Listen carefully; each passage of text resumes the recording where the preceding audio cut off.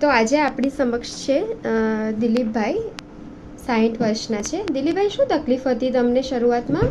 શરૂઆતમાં બેન મને શરદી અને કફ બહુ રહેતો હતો અને એના માટે મેં આયુર્વેદિક બહુ કર્યું. પછી મેં એલર્જી સ્પેશિયાલિસ્ટોને બતાવ્યું. બહુ એલર્જી રહેતી હતી તમને? હા, બહુ એલર્જી રહેતી હતી. અચ્છા, શું કહેતા હતા સ્પેશિયાલિસ્ટ? એક ફેફસામાં, એટલે કે તમારા ફેફસામાં કઈ તકલીફ છે, એટલે ફેફસામાં ઇન્ફેક્શન છે ને આ જ અને બધી બહુ એન્ટીબાયોટિક ખવડાવીને. કેટલા મહિના ટ્રીટમેન્ટ લીધી તમે? લગભગ 4-5 મહિના મેં ટ્રીટમેન્ટ લીધી. બરાબર. પછી શું થયું પછી? પણ પછી તો એ કોઈ રિઝલ્ટ નહોતું મળતું. પછી અહીંયા આવ્યા? પછી હું તમારી જોડે આવ્યો. કેટલા વખત દવા લીધી આપણી? અને તમે મને એવું કીધું હતું કે 3-1 મહિના તમારે દવા લેવી પડશે.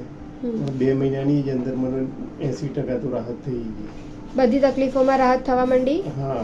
શરદી, માથું દુખાવો? હા, શરદીમાં તો મને, હું ખાવા બેસું તો નાક નીતરી જાય, રાત્રે નાક બંધ થઈ જાય, સવારે બહુ જ કફ નીકળે, બધું હતું. એ બધી ઘણી બધી રાહત થઈ ગઈ. સરસ, થેન્ક યુ.